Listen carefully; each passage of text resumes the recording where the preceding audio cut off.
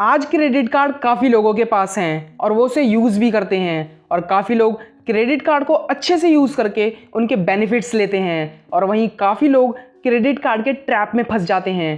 Credit card और debit card दो अलग अलग कार्ड्स हैं। जब भी आप डेबिट कार्ड को यूज़ करते हो तो आप उन पैसों को खर्च करते हो जो पैसे आपने अपने बैंक में डिपॉजिट किए हैं, और जब भी आप क्रेडिट कार्ड को यूज़ करते हो तो आप कार्ड इश्यूअर से पैसे लोन पर लेकर उन पैसों से पेमेंट करते हो या कैश विड्रॉ करते हो। आज हम क्रेडिट कार्ड के बारे में सब कुछ जानेंगे, जैसे क्रेडिट कार्ड के बेनिफिट्स, आप क्रेडिट कार्ड से कैसे अर्न कर सकते हो, और साथ ही साथ हम ये भी जानेंगे कि अगर आप बिजनेस करना चाहते हो तो आप क्रेडिट कार्ड को यूज़ करके कैसे एक बिजनेस स्टार्ट कर सकते हो। आपको क्या लगता है कि क्रेडिट कार्ड का कॉन्सेप्ट कब से स्टार्ट हुआ होगा? क्रेडिट कार्ड का कॉन्सेप्ट 10-20 साल पुराना नहीं है, ये कॉन्सेप्ट काफ़ी पुराना है। आप जानकर हैरान हो जाओगे कि क्रेडिट कार्ड का कॉन्सेप्ट 1887 से चलता आ रहा है। 1887 में अमेरिकन ऑथर एडवर्ड ने एक नॉवल लिखी थी, लुकिंग बैकवर्ड। ये नॉवल 1888 को पब्लिश हुई थी। इस नॉवल में एडवर्ड ने क्रेडिट कार्ड के कॉन्सेप्ट को समझाया था। फिर 1930s के टाइम पर कॉइन्स और मेटल्स के क्रेडिट कार्ड को यूज़ में लाया गया। फिर 1950s में first modern credit card issue हुआ और फिर 1990s में यूएस ने ईएमवी चिप्स को अडॉप्ट किया और मॉडर्न क्रेडिट कार्ड्स को इशू किया। और वहीं इंडिया में 1980s को सेंट्रल बैंक ऑफ इंडिया ने अपना फर्स्ट क्रेडिट कार्ड इशू किया था। अब यहाँ ये सवाल उठता है कि क्या सच में लोगों को लोन लेकर सामान खरीदने में मज़ा आता है? वो सामान जो कि काफ़ी बार इम्पोर्टेंट ही नहीं होता लेना, जिसके बिना भी काम चलाया जा सकता है।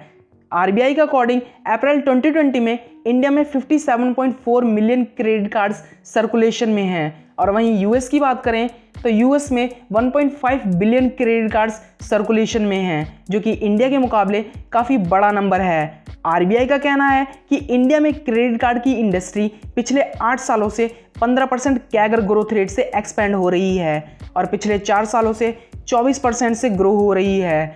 इन नंबरों से ये पता चलता है कि क्रेडिट कार्ड कंपनीज अच्छा खासा कमा रही हैं कार्ड होल्डर से, मतलब जिनके पास क्रेडिट कार्ड है। मतलब काफ़ी लोग क्रेडिट कार्ड के ट्रैप में फंसते हैं, जिसके बाद क्रेडिट कार्ड कंपनीज उनसे मोटा इंटरेस्ट रेट लगाकर उनसे मोटा ब्याज वसूलती हैं।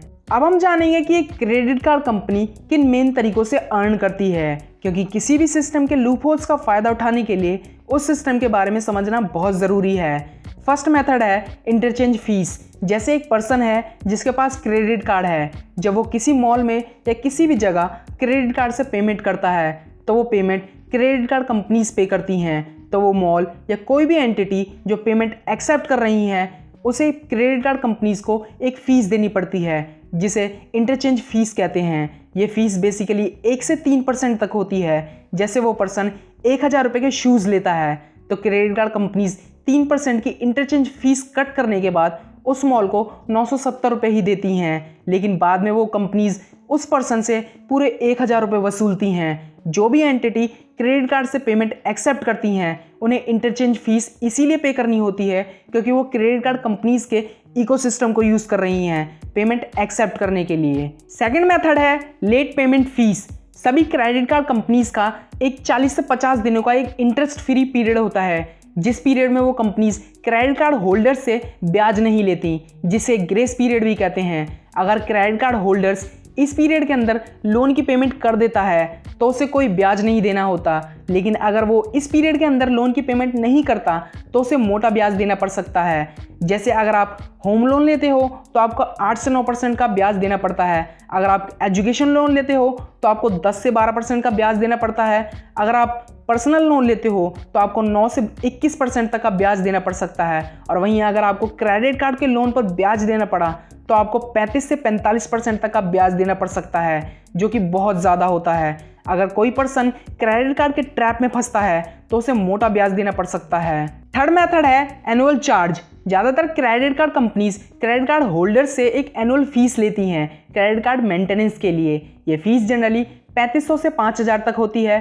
फोर्थ मेथड है कैश एडवांस फीस। जब credit card holders credit card के जरिए कोई भी पेमेंट करने के बजाय एटीएम से कैश निकालता है तो होल्डर्स को क्रेडिट कार्ड कंपनीज को एक फ़ीस देनी पड़ती है।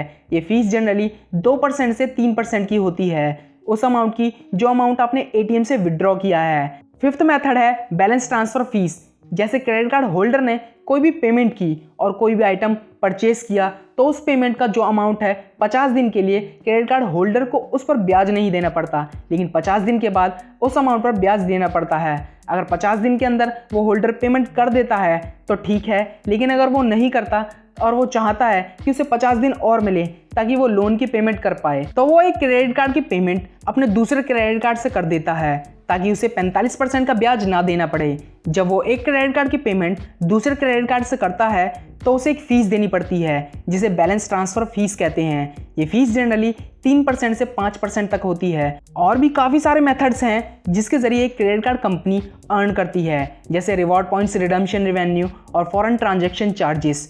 तो ये थे कुछ मेन मेथड्स जिसके ज़रिए क्रेडिट कार्ड कंपनी अर्न करती है। अब हम जानेंगे कि आप कैसे एक क्रेडिट कार्ड को यूज़ करके आप अपना बिजनेस स्टार्ट कर सकते हो। जैसा कि हम पहले ही जान चुके हैं कि सभी क्रेडिट कार्ड कंपनीज का 40 से 50 दिन का इंटरेस्ट फ्री पीरियड होता है ताकि क्रेडिट कार्ड होल्डर्स कंपनीज को पेमेंट कर सकें। हम इन्हीं 50 दिन के इंटरेस्ट फ्री पीरियड को यूज़ करके अपना बिजनेस स्टार्ट करेंगे, लेकिन उससे पहले हम कैश कन्वर्जन साइकिल को समझ लेते हैं।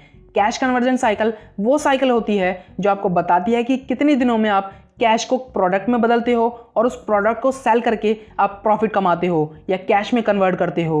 इसे हम बहुत ही आसान एग्जांपल से समझते हैं। जैसे आप बेकरी बिजनेस करना चाहते हो और आप स्टार्टिंग चॉकलेट केक से करते हो, यानी आप अपने बेकरी बिजनेस की स्टार्टिंग चॉकलेट केक सेल करके करना चाहते हो, तो फर्स्ट स्टेप में आप अपने क्रेडिट कार्ड से रॉ मटेरियल खरीदोगे। जैसे चॉकलेट केक बनाने में रॉ मटेरियल यूज होता है baking powder, cocoa powder, sugar, butter, egg और चॉकलेट।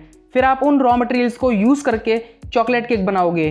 फिर आप उन केक की पैकिंग करोगे। फिर आप उन केक को रिटेल शॉप्स को सेल करोगे और सेल करने के बाद जो पैसे आपको मिलेंगे उनसे आप पहले क्रेडिट कार्ड की पेमेंट करोगे और बाद में जो पैसे बचेंगे वो आपका प्रॉफिट है। जैसे आपने क्रेडिट कार्ड से 50,000 रुपये का रॉ मटेरियल खरीदा और मान लेते हैं एक चॉकलेट केक बनाने में आपको 200 रुपये की कॉस्ट आती है। अगर आप खुद एनालाइज करोगे तो आपको पता चलेगा कि एक केक को बनाने में ज़्यादा कॉस्ट नहीं आती है क्योंकि केक का रॉ मटेरियल ज़्यादा महंगा नहीं होता है। तो 50,000 रुपये के रॉ मटेरियल से आप 250 केक बना सकते हो। फिर आप उन केक को रिटेल शॉप्स पर सेल करोगे और अगर आप मार्केट में पता करोगे कि एक किलो वाला चॉकलेट केक का प्राइस क्या है तो आप जानोगे कि एक किलो वाला चॉकलेट केक का प्राइस 500 रुपये के लगभग है। तो आप 1,25,000 रुपये के केक रिटेल शॉप्स को सेल करोगे। फिर उसके बाद आप 50,000 रुपये से क्रेडिट कार्ड की पेमेंट करोगे और एट द एंड 75,000 रुपये आपका प्रॉफिट होगा। और वहीं अगर आप 1,00,000 रुपये का रॉ मटेरियल खरीदते हो तो आप 500 केक बना सकते हो और 500 रुपये में एक केक सेल करके आप 1.5 लाख रुपए का प्रॉफिट कमा सकते हो। लेकिन एक बात ध्यान रहे, यह बिजनेस मॉडल तभी काम करेगा जब आप इन सभी स्टेप्स को 50 दिनों में कंप्लीट करोगे। और वहीं अगर आपने ये स्टेप्स 50 दिनों में कंप्लीट नहीं करे तो आपको क्रेडिट कार्ड कंपनीज को 45% का मोटा ब्याज देना पड़ सकता है। इस वीडियो में लिया गया बेकरी बिजनेस का एग्जाम्पल एक जर्नल एग्जाम्पल है जो कि सिर्फ एजुकेशनल पर्पस के लिए लिया गया है और साथ ही साथ इस वीडियो में लिए गए नंबर्स भी राउंड फिगर में हैं। इन नंबर्स की एक्यूरेसी भी ऊपर नीचे हो सकती है।